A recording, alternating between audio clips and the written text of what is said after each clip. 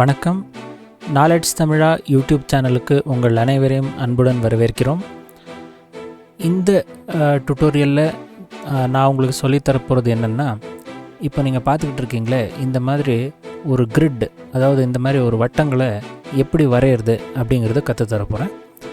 So முதல்ல நான் இதை மொத்தத்தையும் எரேஸ் பண்ணிடுறேன். ஸோ Ctrl+A ப்ரெஸ் பண்ணி delete ப்ரெஸ் பண்ணேன்னா எல்லாமே எரேஸ் ஆகிடும். சரி, இப்போ முதல்ல என்ன பண்ணணும் அப்படின்னா, இந்த ரெக்டாங்கிளை போட்டுக்கோங்க. ரெக்டாங்கிள் டூல் எடுத்துக்கோங்க. ஸோ கலர் நீங்கள் எதை வேணாலும் சூஸ் பண்ணிக்கலாம், பிரச்சனை இல்லை. சைஸ் உங்களுக்கு ஏற்ற மாதிரி வச்சுக்கலாம். நான் இப்போதைக்கு இந்த ரெண்டாவது லைனை செலக்ட் பண்ணிக்கிறேன். ஸோ முதல்ல என்ன பண்ணுங்க அப்படின்னாக்கா, ஒரு ரெக்டாங்கிளை இப்படி ட்ரா பண்ணிக்கோங்க. இதுக்கு அடுத்தது இந்த செலெக்ஷன் டூல் இருக்குது இல்லைங்களா, இதில் இந்த ரெக்டாங்குலர் செலெக்ஷன் அப்படின்ற செலெக்ஷன் டூலை செலக்ட் பண்ணிக்கோங்க. அதுக்கப்புறம் இந்த ரெக்டாங்கிளை செலக்ட் பண்ணிக்கோங்க. ஆனால் இதில் ஒரு விஷயம் கவனிக்க வேண்டியது என்னென்னா, இந்த டிரான்ஸ்பரண்ட் செலெக்ஷன் அப்படிங்கிறது ஆனில் இருக்கணும். ஸோ இப்போ என்ன பண்ணுங்க அப்படின்னா, கண்ட்ரோல் பட்டனை பிடிச்சிக்கிட்டு கிளிக் பண்ணி இப்படியே ட்ராக் பண்ணுங்கள்.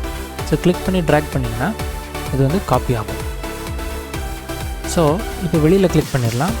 மறுபடியும் இரண்டையுமே சேர்த்து செலக்ட் பண்ணிக்கலாம். திரும்ப கண்ட்ரோல் பிடிச்சி கிளிக் ட்ராக் பண்ணுங்கள்.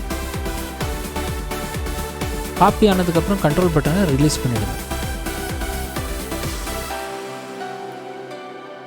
இப்போது மறுபடியும் எல்லாத்தையும் சேர்த்து செலக்ட் பண்ணுறேன். ஸோ இப்படி பண்ணுறதால என்ன ஆகும்னா, உங்களுக்கு டைம் மிச்சமாகும். ஒவ்வொன்றா தனித்தனியாக பண்ணுறத விட மொத்தமாகவே பண்ணிவிட்டு காப்பி பண்ணிடலாம்.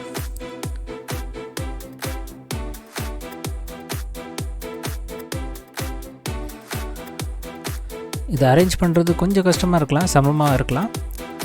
ஸோ இப்போ மறுபடியும் எல்லாத்தையும் மொத்தமாக செலக்ட் பண்ணுறேன்.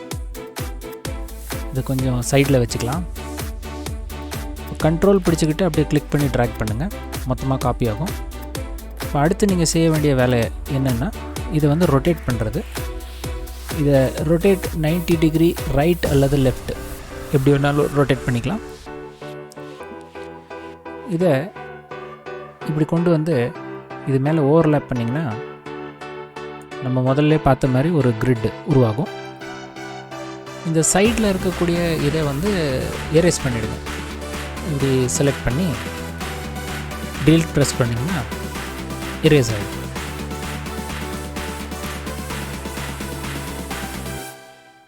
சரி, இப்போ இந்த கிரிட்டு வரைஞ்சிட்டோம். மறுபடியும் வேணா இன்னொரு தடவை பார்க்கலாம்.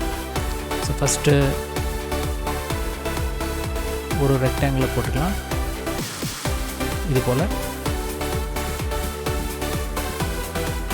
மறுபடியும் செலெக்ஷன் டூல் எடுத்துக்கிறேன். செலக்ட் பண்ணிக்கலாம். டிரான்ஸ்பரண்ட் செலெக்ஷன் டிக் மார்க் இருக்கணும், அதாவது செலக்ட் ஆகி இருக்கணும். ஸோ டிரான்ஸ்பரண்ட் செலெக்ஷன் ஆன் இருந்தால் என்ன ஆகும் அப்படின்னாக்கா, அந்த பேக்ரவுண்டு வராது. இப்போ பேக்ரவுண்டு இப்போ நான் ஆஃப் பண்ணிடுறேன்னு வச்சுக்கோங்க. ஆஃப் பண்ணிவிட்டு நான் இதை இப்படி கொண்டு வரேன்னு வச்சுக்கோங்க, அந்த ஒயிட் பேக்ரவுண்டும் சேர்ந்து வருது பாருங்கள். ஸோ இதனால் நமக்கு நினச்ச மாதிரி நம்ம அதை காப்பி பண்ண முடியாது. ஸோ இந்த பேக்ரவுண்டு வரக்கூடாது அப்படின்னு நினச்சிங்கன்னா இந்த டிரான்ஸ்பரண்ட் செலெக்ஷனை ஆன் பண்ணிக்கோங்க. இப்போ நீங்கள் கவனித்து பார்த்தீங்கன்னா அந்த பேக்ரவுண்ட் கலர் வரல. சரி, இப்போ மறுபடியும் கண்ட்ரோலை பிடிச்சிக்கிட்டு இப்படி காப்பி பண்ணிக்கலாம்.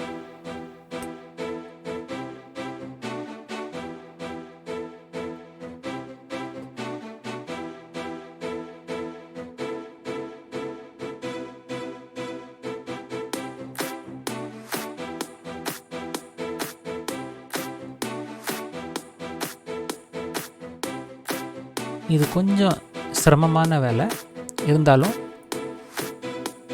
நீங்கள் பழகிட்டிங்கன்னா செஞ்சிடலாம்.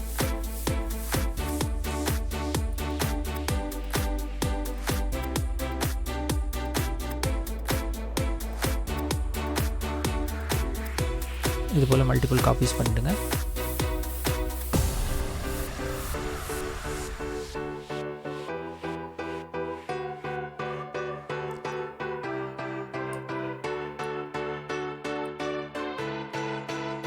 ஸோ ஒன்ஸ் அதை காப்பி பண்ணதுக்கப்புறம் அதை மொத்தமாகவே ரொட்டேட் பண்ணிடுங்க.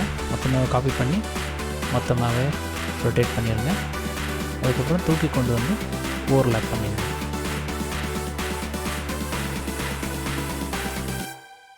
இந்த எக்ஸஸாக வரைஞ்சிருக்கிறத வந்து எரேஸ் பண்ணி விட்டுருங்க. செலக்ட் பண்ணி டிலீட் ப்ரெஸ் பண்ணிங்கன்னா எரேஸ். இதுபோல் பல சுவாரஸ்யமான ட்ரிக்ஸை நீங்கள் கற்றுக்கணும்னா நம்ம சேனலை சப்ஸ்கிரைப் பண்ணிக்கோங்க. அப்புறம் மறக்காமல் அந்த பெல் பட்டனை ப்ரெஸ் பண்ணிடுங்க. இந்த வீடியோவை பார்த்ததுக்கு நன்றி. வணக்கம்.